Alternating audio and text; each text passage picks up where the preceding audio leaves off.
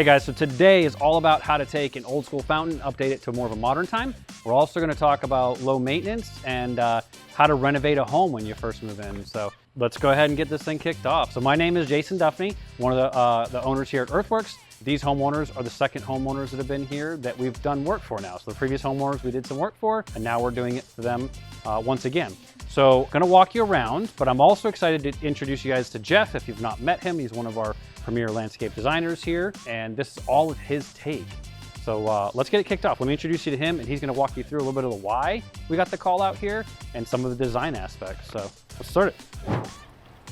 All right, so told you guys about Jeff. This is Jeff. Why don't you go ahead? You've been on plenty of videos now. I know you absolutely love being on videos, Jeff. Absolutely. He's one of the secrets at Earthworks. He's not a big fan of having to be on the film all the time, but what he designs are little masterpieces. So tell us a little bit about why we even got a call out here to begin with. Well, the clients called in, said that they had to renovate the house. They've been here a couple of years and they finished the renovations, and now it was time to move outside and make it a home. So when I showed up, it was a typical builder landscape, overgrown, formal hedges, which the client did not like. So came up with a plan to incorporate some natives, plants that have a loose habit of growth that kind of will be natural, not a lot of pruning, and then presented a design, and here we are. So low maintenance for me would be not having to prune every week or every other week or things like that, and just letting those plants kind of fill their area. Maybe have to do a little bit of pruning once every 6 months or something like that. But other than that, keeping it to where you don't really have to do much to it at all. And utilizing like foxtail fern, agapanthus, low maintenance azaleas, those kind of fit that goal. So we incorporated those. We had a few other requests from the clients, tried to just give some color as well. This used to be covered up in Asiatic jasmine and you could barely see the top of the stump, but this used to be a hickory tree and they had to get it removed. Obviously with the hardscape around, we could not, or the previous tree contractor couldn't get the grinder in here to grind this out, so they just cut it flush.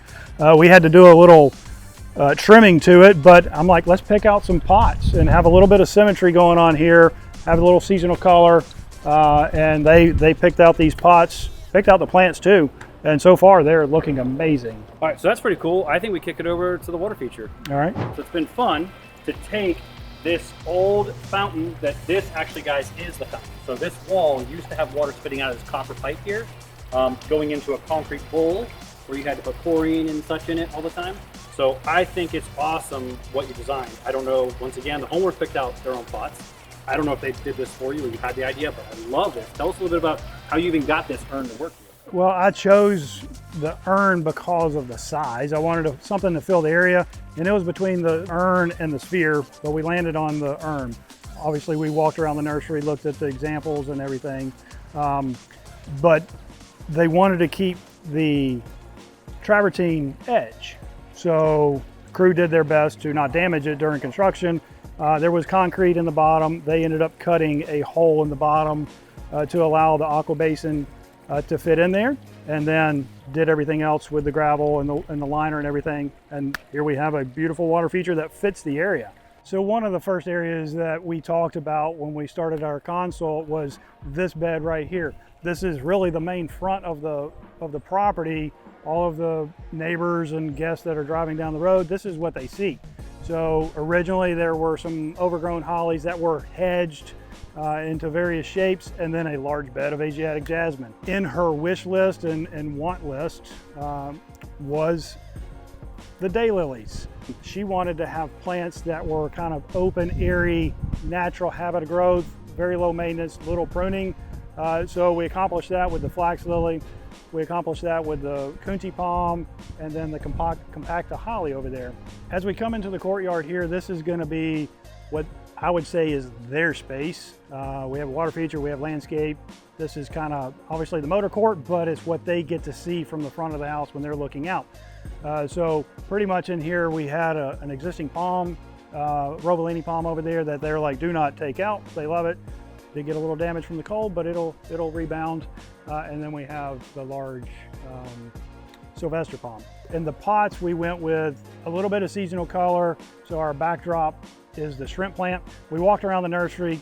The clients kind of looked at everything and we're picking the things that they liked. The husband really liked the shrimp plant, so we went with that.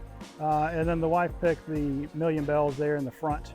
So these will give us several months of good color here. We did add drip irrigation to the pots as well, so don't have to worry about coming and hand watering everything. All right, guys, so I hope you liked the video. I hope you like a little time with Jeff. It's kind of special because he doesn't get on him as much as he should. But yeah, like I said, I hope you guys liked it. There's nothing crazy that we did here. I think it was perfect. It's like, you don't have, everything doesn't have to be crazy, some huge swim pond or, you know, a huge patio. They already had really good bones here. So you're able to come in and make a big difference in probably a short amount of time. Absolutely. Yep. It was a seamless job. So got through HOA, no problems, and then got it scheduled, and then 3 days later, we're done. Yeah. So I hope this inspires you guys at home. Let us know if you have any questions, leave them in the comments, and let us know what we can give you for more videos in the future, and we'll see you guys on the next one. All right, adios.